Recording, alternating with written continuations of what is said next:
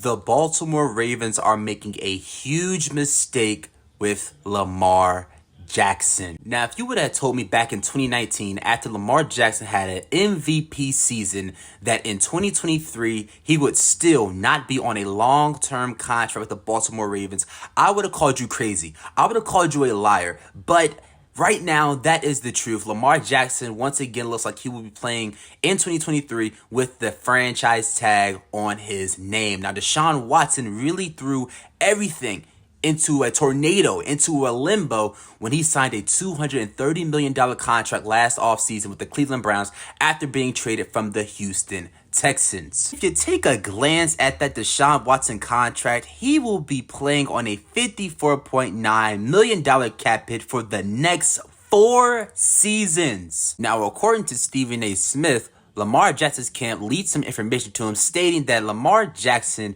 never really wanted a fully guaranteed deal from the Baltimore Ravens. Stephen A. Smith also gave his opinion on the Baltimore Ravens basically lowballing Lamar Jackson, offering him a $133 million guaranteed deal. Again, while Deshaun Watson just got a $230 million guaranteed deal. Now, to quote Stephen A. Smith, he would go on to say, "Did you or did you not lowball this man with an offer of $133 million guaranteed? Because that is a lowball offer. If that answer is yes, you are trying to screw Lamar Jackson over." Now, let's get into the weapons, or the lack thereof, that the Baltimore Ravens have quote-unquote built around Lamar Jackson. Now, they do have Mark Andrews, who is one of the best tight ends in the NFL, who did lead their team in receiving yards this past season with 847.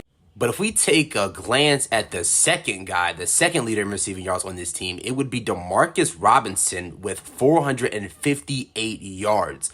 That is insane. You are not doing anything with your second leading wide receiver, or second leader in receiving yards, having 458 yards. Now, they do have pieces like a Devin Duvernay. Demarcus Robinson is not a bad wide receiver. They also used their 2021 first-round draft pick on Rashad Bateman, wide receiver out of Minnesota, who I was a big fan of, but has really not been able to really make a big impact on this team because he has dealt with a lot of injuries. He has not been able to be on the field as much to make that big of an impact for the Baltimore Ravens. And right after this past season, the Ravens would make the decision to let Greg Roman go. So a lot of Ravens fans who've been wanting him out of the door for a very, very long time now did end up getting their wish. Then the Ravens would go and hire former Georgia offensive coordinator Todd Monken as their new offensive coordinator. But the report that came out a few days after that is that Lamar Jackson didn't have any input on that decision.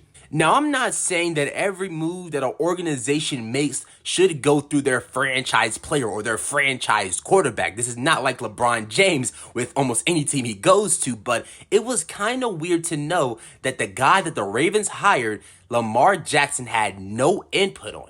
So if we're keeping it a buck, the Baltimore Ravens right now are giving a lesson plan out to every organization out there, all other 31 NFL teams, on how to lose a franchise quarterback. First, you don't give that quarterback any weapons to even think about winning a Super Bowl with. You're not winning a Super Bowl with an amazing tight end, but no real outside threat at the wide receiver position. You also keep the wrong guy at the offensive coordinator position in Greg Roman for a long, long time. And then when you do make that decision of firing him, getting them out of the way, you go and hire a guy that Lamar Jackson or that franchise quarterback had no input on. Now, don't get it misconstrued. I do like the hire of Todd Monken for the Baltimore Ravens, but I found it kind of weird how Lamar Jackson had nothing to do with that decision. And to lastly check off this to-do list on how to lose a franchise quarterback, you don't give him the money he deserves. He's won an MVP. He has led this team to multiple playoff seasons, multiple successful seasons without the best wide receiving core, and you still have yet to give him the contract he earned and he rightfully deserves. Now, let's get a little hypothetical here. Now, there is a chance that the Ravens do have to end up actually trading Lamar Jackson, but let's get into a hypothetical situation. Let's say we all look at our phones and it says Adam Schefter tweets out a breaking news tweet saying that the Ravens are going to end up trading Lamar Jackson. Now, let's just say that the Ravens throw the non-exclusive tag on Lamar Jackson. They say, we're done. We're not going to go out and try to give a big extension to you. We're going to let you go and talk to other teams. And a team walks up to them and they have an offer for Lamar Jackson, and the Ravens don't want to match that offer, and they end up trading him to that team for 2 first-round draft picks. Let's talk about some of the suitors that could be in play for Lamar Jackson if he were to get traded from the Baltimore Ravens. That first team that we're going to talk about is the Atlanta Falcons. Now, they have pieces on this offense. You got the young stud tight end, Kyle Pitts. You just took Drake London last year in the draft. You also have a bright future in players like A.J. Terrell. So why not go out and get a franchise quarterback to throw the ball to Kyle Pitts and Drake London in Lamar Jackson? I think the Falcons would have to try at least get Lamar Jackson if he were to be traded from the Baltimore Ravens.